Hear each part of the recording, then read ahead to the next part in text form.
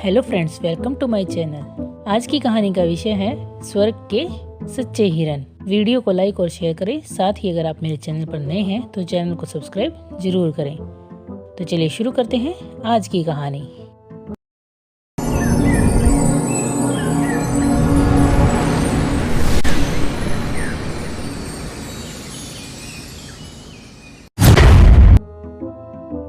बहुत समय पहले की बात है। एक जंगल में एक तालाब था। उस जंगल के सभी पशु पक्षी उसी तालाब में पानी पीने आया करते थे। एक दिन एक शिकारी उस तालाब के पास आया। उसने तालाब में हाथ मुंह धोकर पानी पिया। शिकारी बहुत थका हुआ था और कई दिनों से भूखा भी था। उसने सोचा, जंगल के पशु इसी तालाब के पास पानी पीने जरूर आएंगे। यहाँ मुझे आसानी से शिकार मिल जाएगा। वह तालाब के पास एक बड़े से पेड़ के पीछे छिपकर बैठ गया। थोड़ी ही देर में एक हिरनी तालाब में पानी पीने आई। शिकारी ने हिरनी को मारने के लिए जैसे ही धनुष बाण उठाया तो हिरनी ने शिकारी को देख लिया। वह बोली, भाई शिकारी, मैं जानती हूँ कि अब मैं भागकर भी तुम्हारे बाण से बच नहीं सकती, किंतु मुझ पर दया करो। मेरे तो छोटे छोटे बच्चे मेरी राह देखते होंगे। तुम मुझे थोड़ा समय दो। मैं तुम्हें वचन देती हूँ कि मैं अपने बच्चों को आखिरी बार मिल लाऊं और उन्हें अपनी सहेली हिरनी को सौंपकर तुम्हारे पास लौट आऊंगी। शिकारी हंसा। उसे यह विश्वास नहीं हुआ कि यह हिरनी अपने प्राण देने फिर से उसके पास लौटेगी। लेकिन उसने सोचा, जब यह इस प्रकार बोल रही है तो इसे छोड़ देना चाहिए।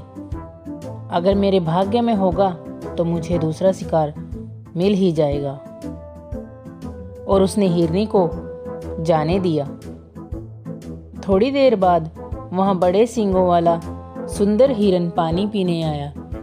शिकारी ने जब उसे मारने के लिए फिर से धनुष बाण उठाया तो हिरन ने उसे देख लिया और बोला, मुझे अपने परिवार से अलग हुए बहुत देर हो गई है। वे सब घबरा रहे होंगे। मैं उनके पास जाकर उनसे मिल लूं और उन्हें समझा दूं, तब मैं तुम्हारे पास जरूर आऊंगा। इस समय मुझ पर दया करके मुझे जाने दो।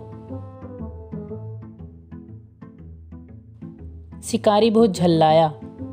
उसे बहुत भूख भी लगी थी, लेकिन हिरन को उसने यह सोचकर चले जाने दिया कि मेरे भाग्य में आज भूखा रहना ही होगा, सो आज मैं भूखा ही रहूंगा।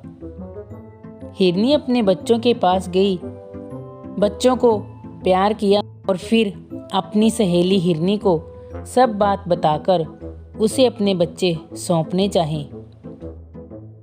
इतने में वहां वह हिरन भी आ गया। उसने भी बच्चों को प्यार किया। बच्चे अपने माता पिता से अलग होने को तैयार नहीं थे। अंत में बच्चों का हठ मानकर हिरन और हिरनी ने उन्हें भी साथ ले लिया।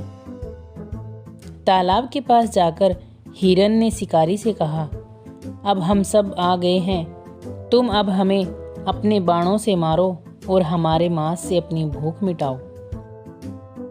हिरन और हिरनी की सच्चाई देखकर शिकारी को बड़ा आश्चर्य हुआ। वह सोचने लगा कि यह हिरन पशु होकर भी अपनी बात के कितने सच्चे हैं। ये प्राणों का मोह छोड़कर सत्य की रक्षा के लिए मेरे पास आ गए हैं। मनुष्य होकर मैं कितना नीच और पापी हूँ कि अपना पेट भरने और 4 पैसे कमाने के लिए निरपराध पशुओं की हत्या करता हूँ। अब से मैं किसी पशु को नहीं मारूंगा। शिकारी ने अपना धनुष तोड़कर फेंक दिया।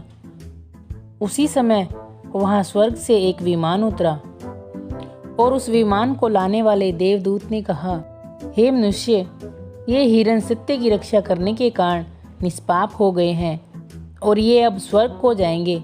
तुमने भी आज इन जीवों पर दया की, इसलिए तुम भी इनके साथ स्वर्ग चलो।